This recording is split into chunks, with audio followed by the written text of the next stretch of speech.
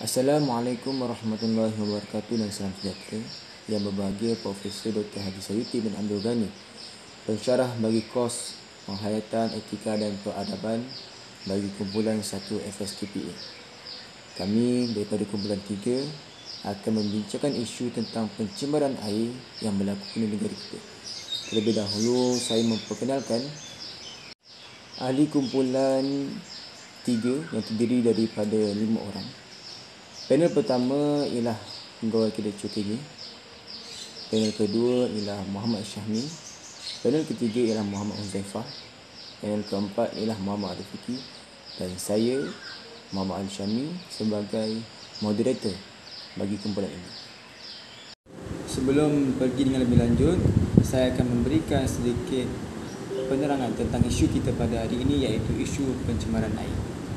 Air merupakan sumber yang sangat penting dalam kehidupan manusia. Hampir semua aktiviti yang dilakukan memerlukan air. Oleh itu, air merupakan keperluan asas yang penting. Pada masa dahulu, air bersih boleh didapati dari sungai dan tasik. Namun malang sekali, punca air bersih semakin berkurangan dan amat sukar diperoleh kerana berlakunya pencemaran air. Air kini perlu dirawat dahulu sebelum selamat digunakan.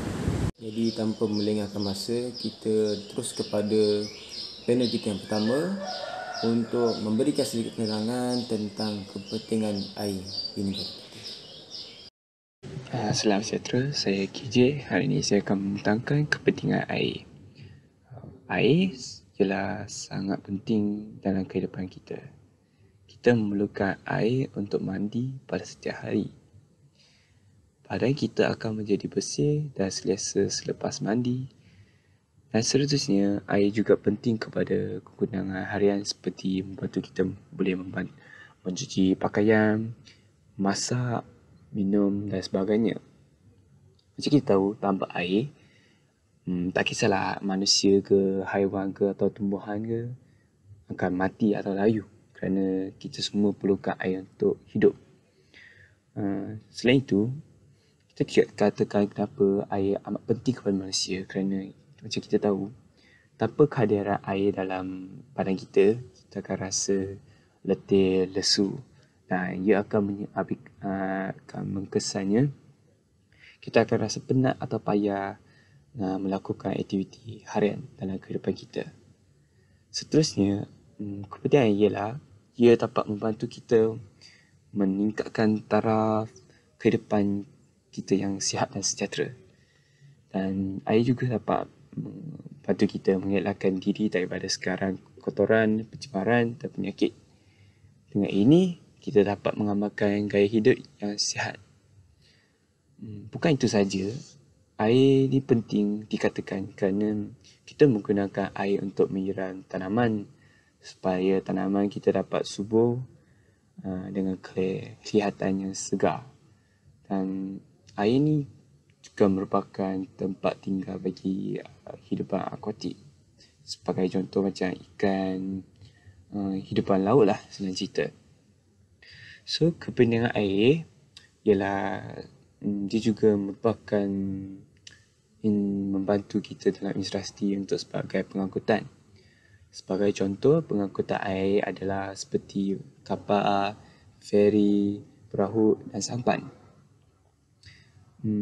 Air ni dia jadi kita boleh menjadikan pengangkutan air yang dapat membantu manusia atau sesebuah negara menghantar barang atau manusia dari satu tempat ke tempat melalui jalan air. So, yang last sekali, kepentingan air ialah air dapat menjadikan kuasa elektrik untuk kegunaan harian. Contohnya macam empayan di Bakau, Kenyek, Semenyek dan sebagainya di Malaysia, ia menghasilkan elektrik untuk kegunaan harian bagi manusia, bagi industri ataupun bagi negara. So, dengan ini, air dapat memberikan elektrik kepada rumah-rumah, kedai kilang dan lain-lain lagi. So, dengan ini kita menjelaskan bahawa air itu amat penting bagi kita. Sekian, terima kasih. Baiklah, terima kasih panel yang pertama atas ilmu yang telah dikongsikan sebentar tadi. Sekarang saya menjemput panel kedua untuk membincangkan apakah punca-punca di sebalik pencemaran air ini. Assalamualaikum warahmatullahi wabarakatuh. Saya Muhammad Syahmi bin Shuaili. Pada hari ini saya akan menerangkan punca-punca utama pencemaran air. Yang pertama ialah pembuangan sisa dan bahan kimia daripada kilang. Sisa dan bahan kimia yang terbuang daripada kilang ini akan menyebabkan sungai yang bersih menjadi kotor dan juga berbau busuk. Yang kedua ialah penggunaan bahan kimia dalam industri pertanian. Racun-racun yang digunakan oleh petani ini untuk mengelakkan haiwan perosak akan tersebar ke dalam sungai. Dan juga bahan kimia yang bahaya ini akan menyebabkan sungai menjadi kotor dan berlakunya pencemaran air. Yang ketiga ialah pembuangan sampah sarap di sungai dan juga di dalam laut. Hal ini disebabkan oleh pelancong yang datang untuk menikmati keindahan alam, tetapi mereka leka dan juga membiarkan sampah-sampah sarap yang mereka bawa dan menyebabkan ekosistem dan alam sekitar tercemar. Dan yang terakhir ialah tumpahan minyak di dalam kawasan laut dan juga sungai. Hal ini menyebabkan haiwan akuatik terjejas. Hal ini kerana oksigen yang mereka perlukan telah tersekat kerana tumpahan-tumpahan minyak yang berlaku di dalam laut dan di dalam sungai. Sekian, terima kasih. Terima kasih panel kita yang kedua kerana telah memberi penerangan tentang punca-punca pencemaran air. Jadi, apa yang saya dapat simpulkan dari sini ialah banyak yang berlaku pencemaran air adalah disebabkan oleh sikap manusia sendiri yang tidak bertanggungjawab tentang alam sekitar. Sekarang dipersilakan panel ketiga bagi berkongsi pendapat tentang kesan pencemaran air terhadap masyarakat setempat. Dipersilakan. Terima kasih Tuan Moderator Alif Syahmi. Baiklah, kita sudah pun mendengar tentang punca pencemaran air daripada saudara Syahmi. Oleh itu, saya akan meneruskan dengan hujah tentang kesan pencemaran air yang telah berlaku akibat daripada tangan-tangan manusia yang tidak bertanggungjawab. Antara kesan pencemaran yang berlaku ialah Loji Lautan Air LRA Selangor terpaksa diberhentikan tugas. Apabila LRA diberhentikan tugas, ini akan menjejaskan penggunaan air oleh penduduk Selangor. Hal ini akan menyebabkan mereka sukar untuk melakukan aktiviti harian seperti mandi, memasak, kerja-kerja pembersihan dan sebagainya. Penggunaan air tercemar ini akan menjejaskan kesihatan tubuh badan penduduk. Sebagai contoh, sekiranya air yang kotor itu untuk memasak, maka kualiti makanan tersebut akan terjejas. Dan apabila makanan itu dimakan, maka ia akan menjejaskan kesihatan tubuh badan mereka. Dan contoh lain pula, sekiranya air tersebut digunakan oleh penduduk yang mempunyai luka luaran, maka air kotor tersebut akan menyebabkan luka tersebut semakin teruk akibat daripada infeksi daripada kotoran air tersebut. Seterusnya, pencemaran ini akan menggunakan kepada pencemaran bau. Lembaga Urus Air Selangor Luas telah mengeluarkan satu pernyataan di mana pencemaran bau itu seakan-akan berpunca daripada bau pelarut yang mungkin disebarkan oleh kilang-kilang yang terdekat. Oleh itu, ini akan mengundang kepada pencemaran bau yang sangat kuat dan tidak menyenangkan kepada penduduk-penduduk setempat. Secara tuntasnya, kita sebagai manusia haruslah mengamalkan etika alam sekitar kerana etika ini muncul untuk mewujudkan satu perintah di mana setiap individu boleh hidup di dalam alam sekitar dengan keadaan yang teratur, menyenangkan, bersih dan selamat. Sekian sahaja daripada saya. Kembali kepada Tuan Moderator. Terima kasih. Terima kasih panel kita yang ketiga kerana telah memberikan penerangan tentang kesan pencemaran air. Apa yang saya dapat simpulkan, jika pencemaran air terus berlaku di negara kita, terlalu banyak kesan-kesan buruk yang akan memberikan mudarat kepada diri kita. Jadi kita beralih kepada panel kita yang keempat untuk memberikan penerangan tentang cara-cara ataupun langkah-langkah untuk mengatasi pencemaran air. Terima kasih kepada saudara Tuan Moderator Muhammad Alif Syahmi.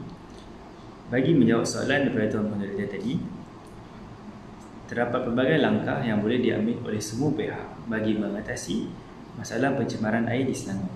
Namun begitu, pada pendapat saya, terdapat dua pihak yang paling utama yang perlu mengambil serius terhadap pelaksanaan tersebut. Mereka yang saya maksudkan adalah mereka yang terlibat dalam sektor perniagaan dan juga pihak masyarakat. Di sektor perniagaan, antara langkah-langkah yang boleh diambil adalah penguatkuasaan undang-undang yang lebih ketat daripada agensi penguatkuasaan seperti Jabatan Alam Sekitar, dan mereka haruslah bersikap lebih tegas terhadap pihak yang melakukan pencemaran secara berulangan. Di samping itu, kadar denda ataupun kompan haruslah dinaikkan kepada kadar yang lebih tinggi. Ini kerana terdapat pihak yang terlibat di dalam sektor perniagaan yang mendapati kos untuk membayar kadar kompan tersebut adalah lebih rendah berbanding kos bagi mereka menguruskan sisa pencemaran mereka dengan cermat.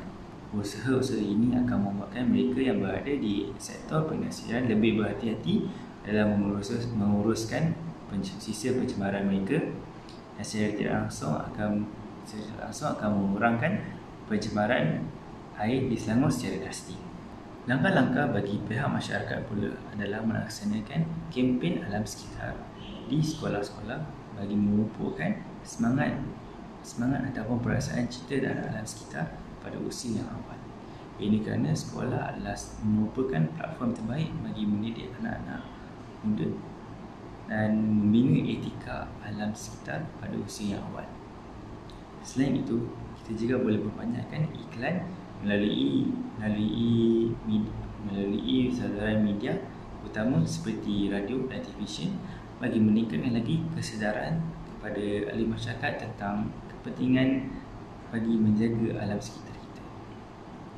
Baiklah, itu saja perkongsian daripada saya. Saya kembali semula kepada Tuan Moderator. Sekian, terima kasih. Jadi terima kasih kepada panel kita yang keempat kerana telah memberikan penerangan berkaitan langkah-langkah untuk mengatasi pencemaran air. Memang tidak dapat dinafikan jika kita mengikut langkah-langkah yang disyorkan oleh panel kita yang keempat, maka isu pencemaran air dapat segera diselesaikan negara kita.